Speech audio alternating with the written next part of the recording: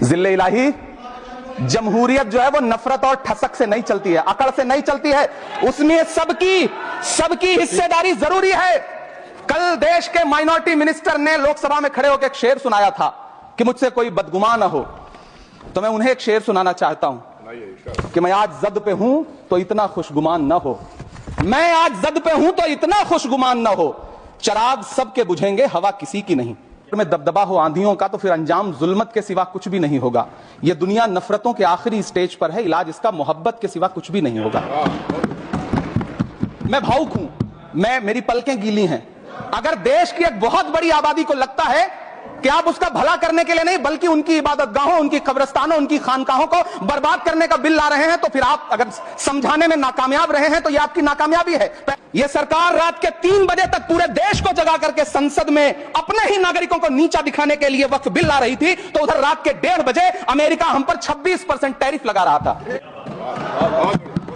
नीतीश कुमार जी हो, चंद्रबाबू नायडू जी हो, चिराग पासवान जी हो, जयंत चौधरी जी हो, देवे गौड़ा जी हो, जीतन राम मांझी जी हो, सबको समझना पड़ेगा कि जब जंगल में आग लगती है तो न वो बरगद बचते हैं जो हवा को आंधी में तब्दील करते हैं, न वो बांस बचते हैं जो आपसी रगड़ से चिंगारी पैदा करते हैं।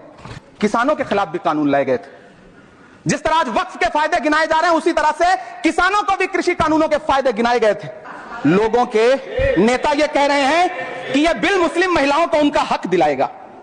धन्यवाद मोदी जी, क्या आप बढ़िया सौगातें मोदी दे रहे हैं। आप पहले हमें गुजराते मोदी दिया, आप सौगातें मोदी दे रहे हैं। मैं इस सदन में अलग ऐलान ये कहता हूं कि जब भी इस देश की जमीन को लहू की जरूरत होगी, आपसे 2 कदम आगे इमरान खड़ा मिलेगा, ये मैं आपसे यकीन दिलाते हुए कह रहा हूं। सभापति महोदय, मैं सरकार से कहना चाहता हूं, हमसे हमारी इबादत गाहें तो मत छीनिए ना, हमारे घरों पे बुलडोजर तो मत चलाइए ना, हमारी कब्रों में तो हमें सुकून से सोने दीजिए ना।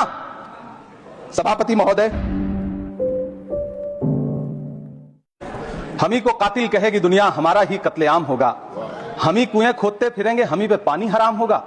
सभापति महोदय, सन 1947 में दिल्ली की जामा मस्जिद की तारीखी सीढ़ियों पर खड़े होकर के भारत रत्न मौलाना अबुल कलाम आजाद साहब ने कहा था कि मुसलमानों कहां जा रहे हो, यह है तुम्हारा मुल्क, यहां तुम्हारे आबाओ अजदाद की कब्रें हैं। उस वक्त मौलाना आजाद की ये सदाएं सुन करके लोगों ने अपने सरों की गठरियां उतार करके रख दी थी। आज उसी दिल्ली में मौजूद देश की संसद में एक बिल आया है जो हमसे उसी जामा मस्जिद की सीढ़ियों के सबूत मांगेगा, जो उन्हीं सीढ़ियों के पास अपनी कब्र में सोए हुए मौलाना आजाद को फिर से कब्र से सदा देनी पड़ेगी कि ये जो कब्र है वो मेरी कब्र है, ये किसी सरकार की जागीर नहीं है। सभापति महोदय, मैं जहां खड़ा हूं इसी संसद भवन के सामने सड़क के उस पार अपनी कब्र में सोए हुए भारत के पूर्व राष्ट्रपति